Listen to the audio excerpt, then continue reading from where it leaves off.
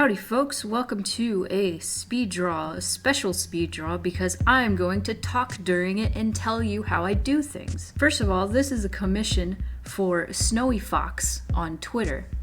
So thank you SnoweyFoxx for letting me use your commission as a speed draw. So what I'm going to be talking about is how I specifically do flat color. There's also some hacks and tips in general that I want to go over with you all to make your life easier, because I see so many people struggle with art, and I know the shortcuts. And when you're doing digital art, there's so many shortcuts. Please utilize the digital aspect of digital art.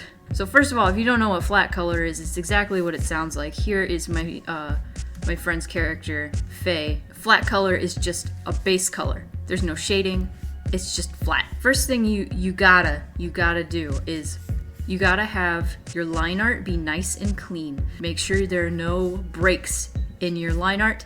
That is essential for this hack. You're gonna get your magic wand tool, and you're gonna make sure the reference is the layer, and you're going to highlight outside of your characters for your line art. But also be sure to hold shift and get these little spaces too that you know you don't want colored. Now let's make a layer underneath the line art. You're going to select and you're going to go to inverse, or you just Control Shift I. And now your whole thing is selected.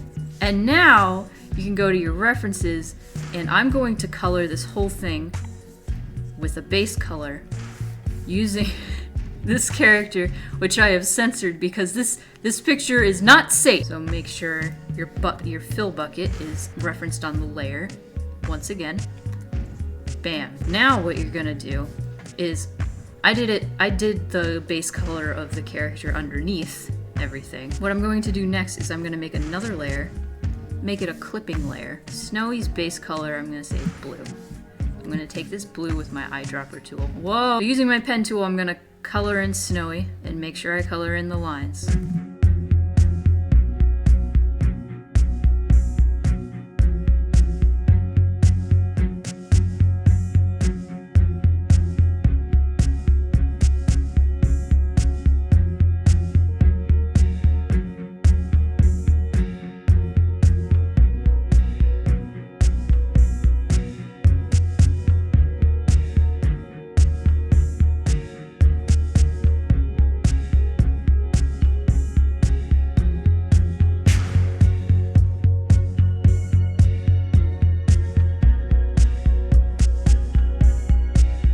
Now that Snowy's colored in, now we can get started on the details. Since this is a clipping layer for the pink layer, once you do a clipping layer over that, it's just going to be a clipping layer, let me use a different color, for the whole thing. But there's a way around this. So if you make this not a clipping layer anymore, this clipping layer I just made on top of this, now this is a clipping layer for this. Now I can color directly on top of this layer and not worry about it going over the pink.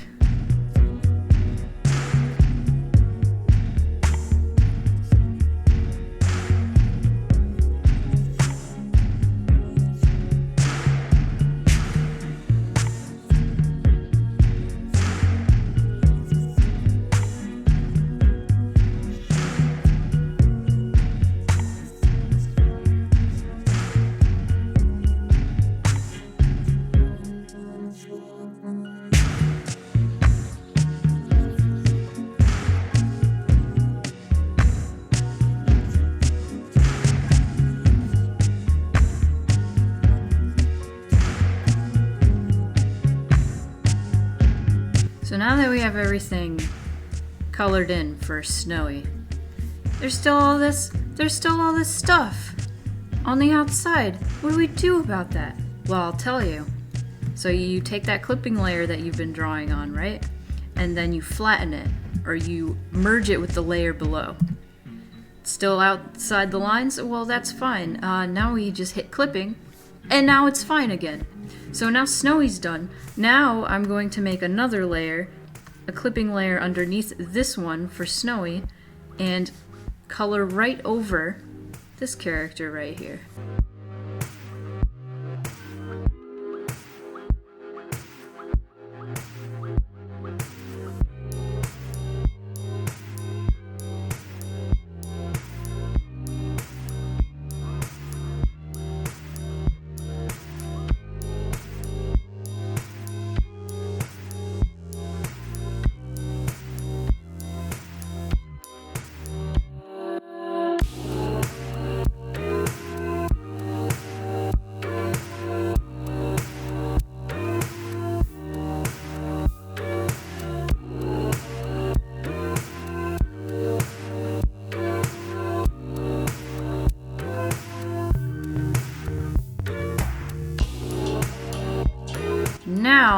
I want to make the colors balance a little bit more. Now both of these character designs and color palettes are wonderful, but when you put them together, the pink dog has very like desaturated, very pastel colors, and Snowy has a little bit more saturation. So it kind of, there's like this nice like contrast, but at the same time I want them to balance each other out a little bit more. Before I do that though, I want to color in this background. There we go. So I think what I'm going to do is I'm going to desaturate Snowy just a little bit. In Fire Alpaca, which is what I'm using, there's just the hue slider and then the saturation and the brightness slider. Now I can just tone down the saturation this way. And already you can see, oh, that makes everything look a lot nicer on the eyes. So you can mess around that way. Or you can declip that, clip something else on. And I have this this pink peachish color that I use for screen layers. So I use the fill bucket and just fill that whole layer, that clipping layer up. And I go to blending on this layer and I go to screen. And then I just lower the opacity. And that looks peachy. Merge that with the bottom layer and then turn that back into a clipping layer and bam, there you go. This is when things get freaky. Now we can start coloring the line art, and this is a method that I've learned from my friend Casey. You should follow her on Twitter. Her handle is heartstitched. We are going to start coloring the line art, and the way you do that, you guessed it, is clipping layers. Now the way that I color the line art is I use the dropper tool to get that base color, and then this is super important. Instead of just going down closer to the black, don't do that. Go a little to the right, and you're just going to color that line art. This is what you want to do first when it comes to the characters. I want you to assess all of your base colors. Look at them, try to figure out which one is the darkest. And the first thing I look at is this red, and I want you to go down diagonally from that. Use your fill bucket, and then color all the lines that color. Then you're going to go through all of these base colors. I'm going to start with this white, and I'm going to change it to blue, and I'm going to make it this nice soft blue. Any lines within that white space is going to be colored this soft blue. So like these lines that go over the pink, they're going to stay red. This just makes everything look softer. So as you can see, like the outline of the hand is going to still be that darker red color, but the inside lines are going to be this blue.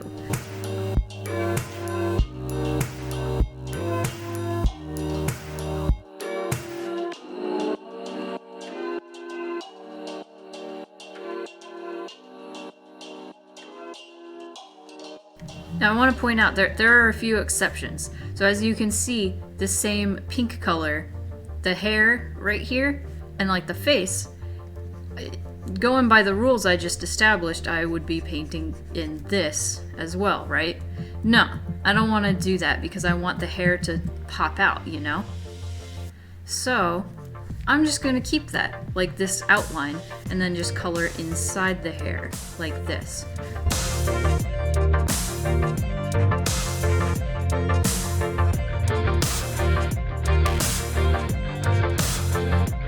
See, it's the same thing with the arm right here. Even though these are the same color, I don't want to color this in because the arm is over.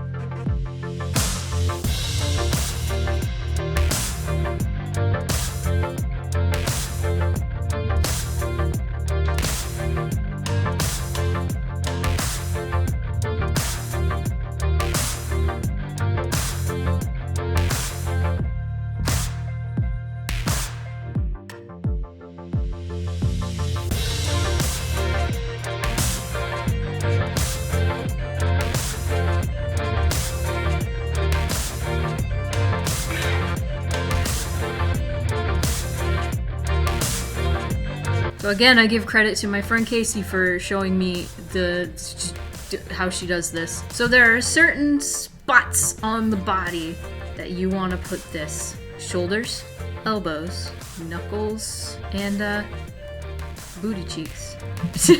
Basically places where more blood gathers. I'm just gonna go to Gaussian blur. I'm gonna blur the heck out of it. And then we go to screen layer, we go to overlay. Maybe I wanna make it darker. Maybe more saturated, darker. There we go. Now it looks like crap right now, but once you overlay it, oh, you can only see it on the butt. Dang it! I'm making a fool of myself on the internet. See, this dark red color is working. Yes. Makes it look a little more pink. Now I hecked up and I merged the line art of the bed with the line art of them. Oops! I'm gonna do select, create selection layer from layer opacity. So I'm gonna make a layer underneath that. And I'm going to expand like 5 pixels. I'm going to do just pure black fill bucket right underneath that. I hecked up. I told you I hecked up to get rid of these bed lines. I take my select tool, move it slightly. I'm gonna Gaussian blur, not that much. Go opacity down to like 20. Heck, I don't even think I have to do the multiply. So now we got this blurry outline thing, and now it's like fake shading. But there you have it. That's how I do flat color. Happy drawing, everybody.